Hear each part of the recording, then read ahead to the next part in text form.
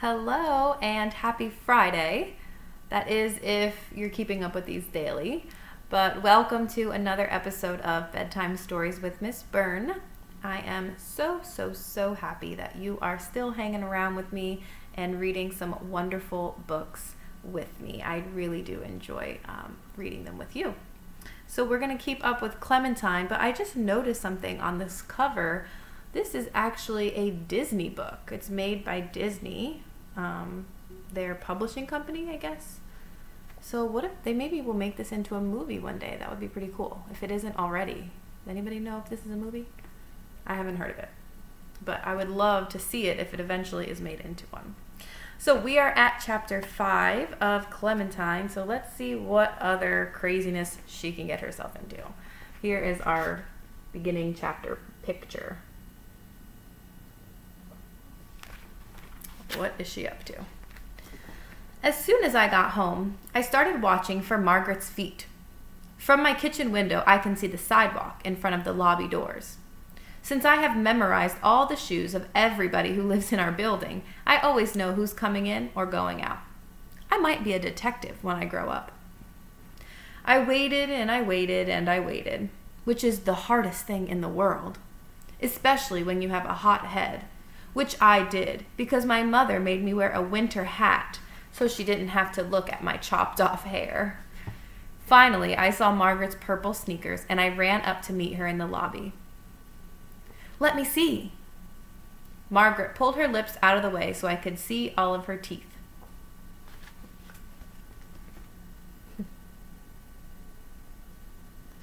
She got her bracelets, her teeth. Margaret's mouth was the most beautiful place I have ever seen. It was even more beautiful than Disneyland, Sleeping Beauty's castle, which I'm going to visit when I'm 10. Every tooth had its own sparkly silver bracelet, and there were little blue bits sprinkled around like tiny presents. They're rubber bands, Margaret said. Every month I'll go in and get them changed, and they'll give me different colors, whatever I want. That gave me such a good idea. I pulled off my hat to show Margaret that she wasn't the only one, and that made her happy. Then I told her my good idea. You can pick the color of my new hair, whatever color you want. You can draw it on my head. That made her even happier.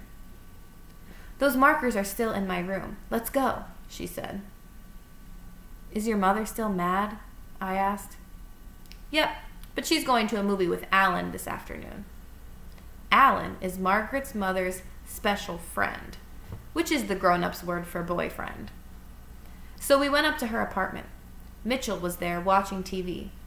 When he saw my hair, he grabbed his chest and fell off the couch, pretending to have a heart attack.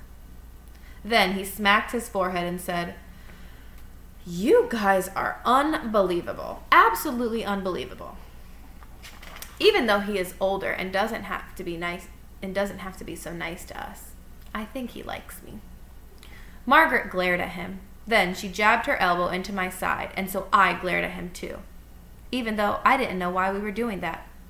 I'm not so sure Margaret is the easy one in that family. She dragged me into her room. I can't wait for summer, she growled. My mother's finally going to get rid of him. There's her brother.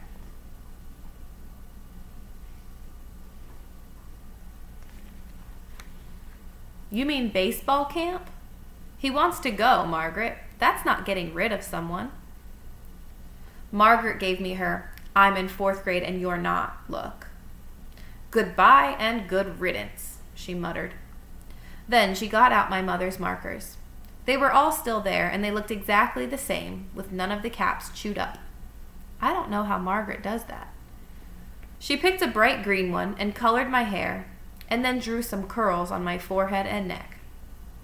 No pointy lines, I reminded her, just round ones. Thinking about pointy lines made me wonder about Margaret's bracelets again. How do they feel? I bet they're full of pointy parts. Nope, they feel like heaven, Margaret said. No pointy parts at all. They're as soft as rabbit ears, baby rabbit ears. Too bad you can't have them.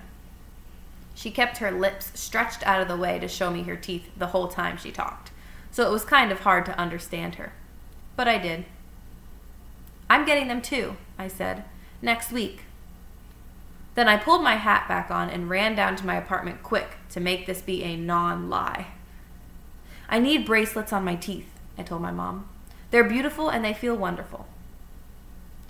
"First of all," my mother said, "they don't feel wonderful. Not in the beginning, anyway. Margaret's mother stopped in earlier asking if we had any medicine left over from when your brother was teething. She told me Margaret cried all the way home."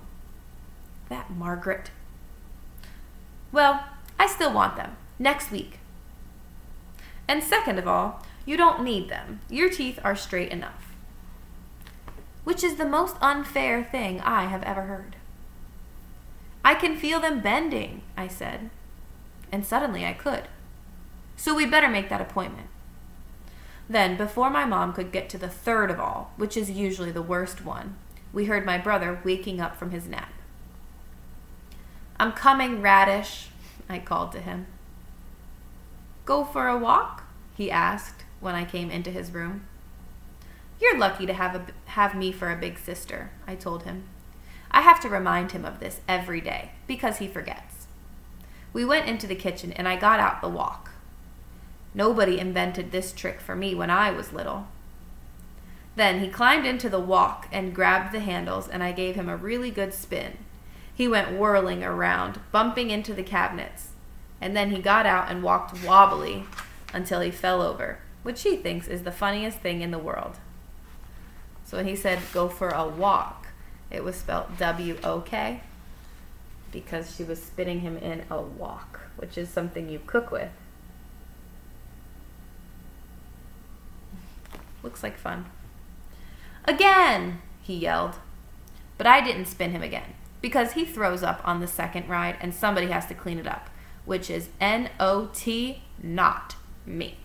This is called being responsible. He came over to me and pulled off my hat and pointed to my head. "Green?" And I thought about something. First, Margaret had straight brown hair, and we didn't look alike. Then we cut it off and colored it red, so we sort of did. Then she got bracelets on her teeth, which meant we didn't look alike. But soon her teeth would be straight and we would.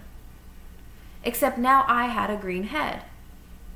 What if we never looked alike? What if we did? That is the end of chapter 5. Sounds like Clementine's got some kind of plan up her sleeve again. Who knows what she'll try next.